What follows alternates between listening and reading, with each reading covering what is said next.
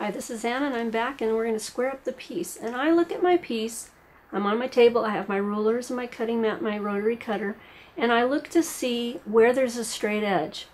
And then I actually want to cut the edge next to it, not the straightest edge, but I'm going to use that pretty straight edge as my guide for where I want to cut. And I apologize for the lamp glare in these pictures. And then I just cut that edge off straight. So now I have a very straight edge, and I can move to one of the other sides. And I sometimes line it up on the mat, but I'm actually using the ruler and not the mat as my guide in this case. So I find that straight edge that I cut, the first one I cut, and move the ruler so there's the least amount that I need to cut off. And I cut, and I'll continue this, rotating it using this straight edge and the lines on the ruler.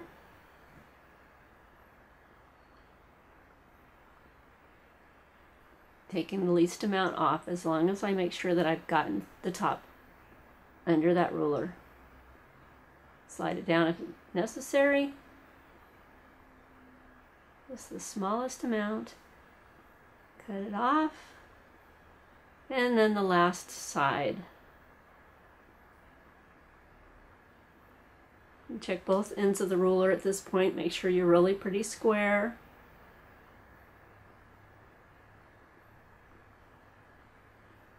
And make the last cut.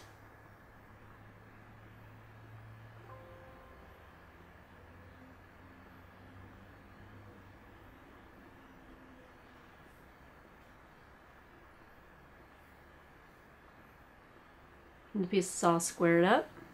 Now I'm ready. Now the next step is finishing the edge.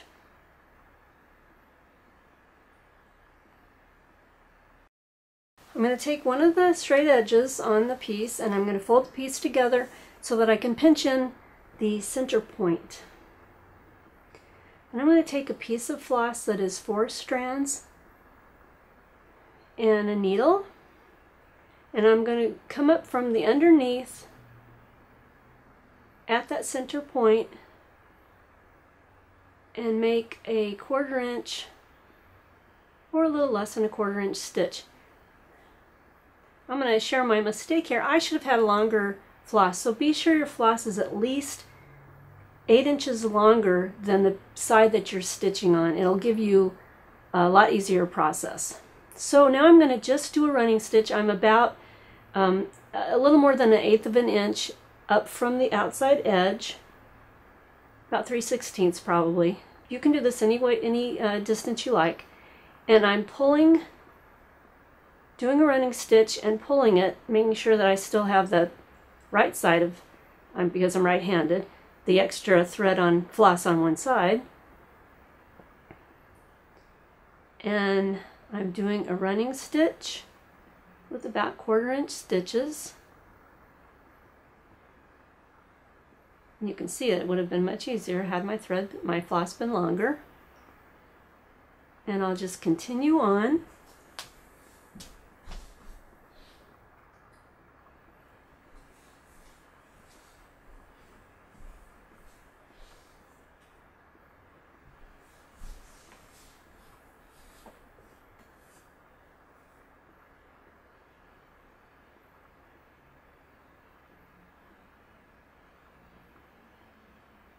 All the way to the end, and I'll thread the other side of that, the end of that floss, do the same thing, do the running stitch all the way to the other side.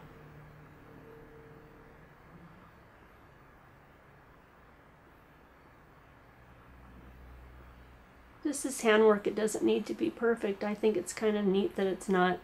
And I'm going to go down and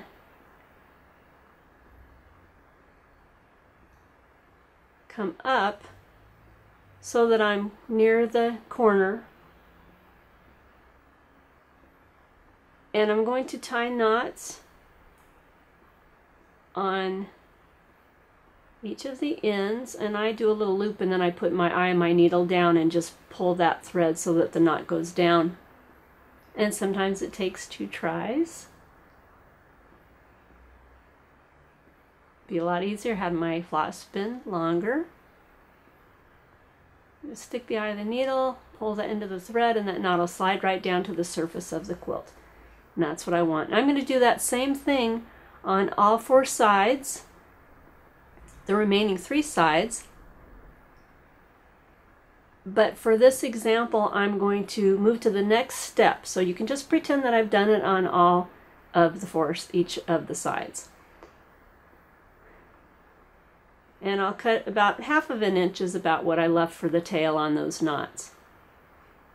Now I'm going to take some green floss, 4 strands again,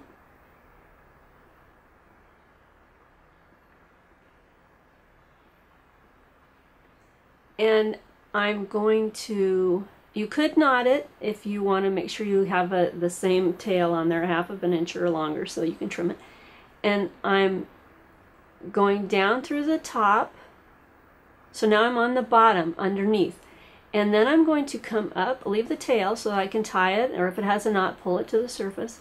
I'm going to come up on the first running stitch, and I'm not coming up into the thread, but I'm on the top of the stitch, just above it. And I'm going to pull the thread, and then I'm going to stick my needle on the front underneath that same stitch. So the green thread comes up from behind the stitch on top of it, not in the thread, but above it, and then I loop around it, so I'm going back underneath it.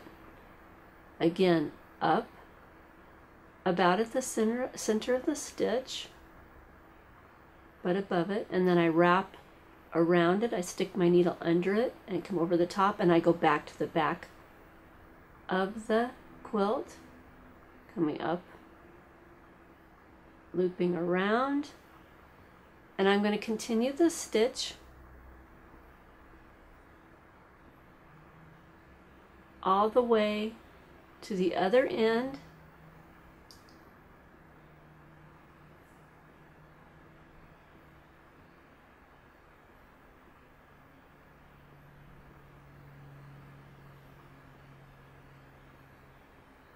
If you don't like the raw edge look, you could certainly add a binding. You could do a zigzag stitch, a blanket stitch. Use your machine for this part. I just really like the organic freehand stitch embroidery on this piece. It seemed kind of okay to have those layers showing on the edge, and this just holding it together. So then you get to the end. Again, make sure you start with a long length of thread, of floss, and I'll come up, do the loop around to the back, and up right next to the knot of the red floss, where I will tie a knot, just as I did with the red.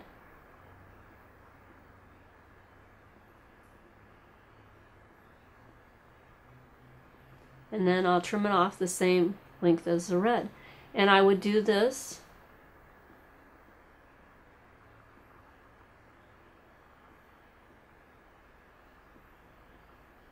knotting the other side, trimming it off, same as the red. And that same step will be what I do on the other 3 sides to finish the edge of this piece.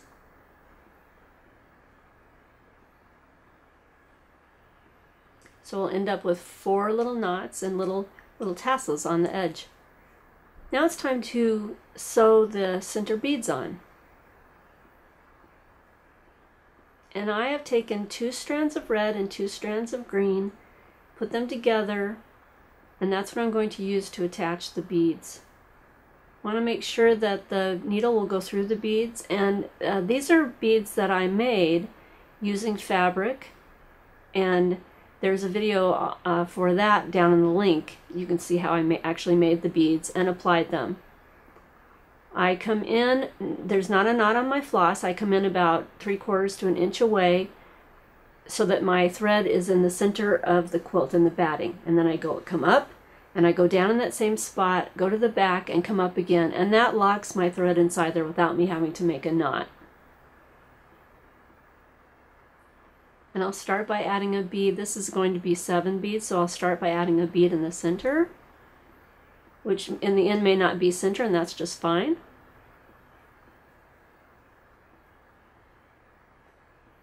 My little dome beads. They are made out of fabric. Push it all the way down, and then I wrap the thread 3 times around. Do it as many times as you want to make a French knot. Put the needle right back down that same hole that I came, the center of the bead. Raise the quilt up, push the needle through, give a little tug, and don't go too quickly, because as you'll see, it's easy to knot that thread up on top of there when you're doing your French knot. And then I'll come up just a little bit of ways on any side of that bead,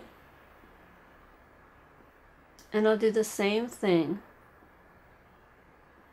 You might, as you're doing this, you might want to look to the back and make sure that your flosses come all the way up and that your beads are tight to the piece. I noticed that some of my floss didn't come all the way up, and so my beads wiggled a little bit. 3 turns around to make that French knot, back down into the center of the bead, pushing it all the way through, giving a tug, and pulling. And I'll continue around that center bead, adding, in this case, 5 more beads.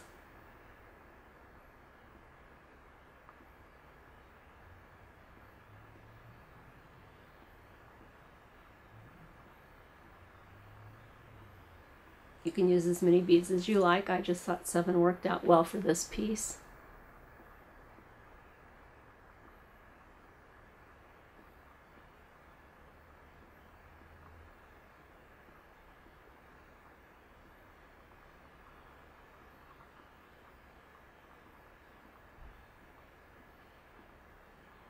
And you wouldn't have to make the floss 2 colors. You could use 1 solid color.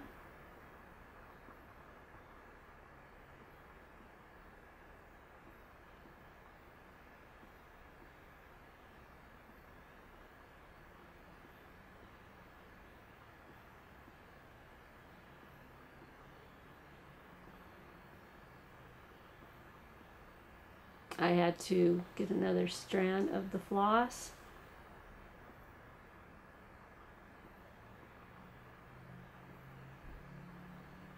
And then on the back,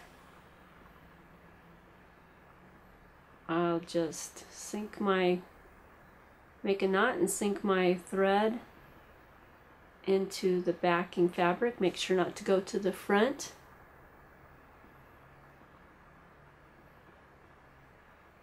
Pull it a little ways to hide the knot and clip the thread off. There was a little loop there. That was me not pulling the floss all the way through.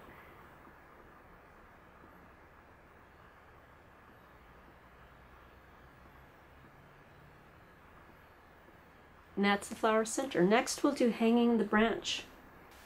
The branch that I'm using was from a small wreath that I soaked in water and stretched and straightened out. And I lay it down, and it doesn't have to be symmetrical, but I want it to be balanced. So I'm taking a length of floss that's 12 inches is plenty long enough, the whole strand. And I have a knot at the end of it, and I'm going to sink it in between the batting at the edge. And I will cut that. There's a little bit of a tail on my knot, and I'm going to cut that off of there so that it's easier to hide. And I'll just pull it so that it sinks down into the batting. And I'll take a stitch. You can go to the back or to the front. Bring it to the front. I'm going to lay the branch back over the piece. And then I'm going to wrap that thread around the branch and push it into the quilt. And you can go clear around to the back and do this, or you can just stay to the front. And it only needs to go around a couple, 3 or 4 times. This is a very light piece, so there's not much weight to hold up. And before I tie it, I'm going to check with the other side, make sure that it's still hanging pretty straight. And then I will push the needle to the back. Either wrap it around to the back or push it on the back side of around the branch and stick it through from the front to the back. And carefully flip it over so you don't break any of the little tendrils or the branch pieces. Once I think it has enough stitches, and I'm going to tie a knot close to the surface. And then I'll stick my needle in right where the knot is to sink the knot, being sure I'm not pushing that floss through the front side, and cut it off close. And if there's a little thread sticking in, I just put my needle into the batting and swish it, and it'll pull that thread down and sink it into the batting. Flip the piece back to the front, and I'm going to line it up so that I have about the same amount of fabric. You can see the little corner on the left. I want about that same amount showing on the right side. Tie a knot again in my floss, and I'll sink the knot again.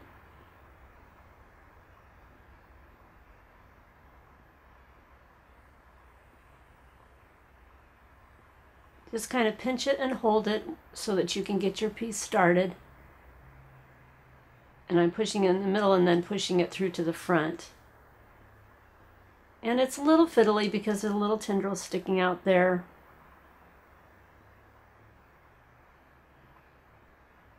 And I'll just check it again.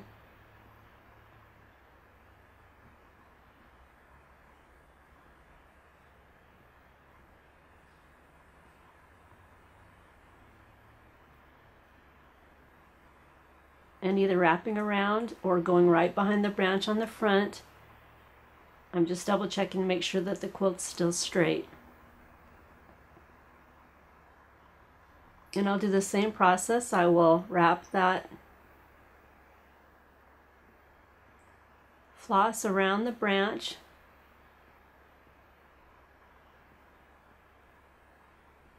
Trying to keep the piece straight and keep that little corner about the same size as the corner on the opposite side. Pulling up, going around.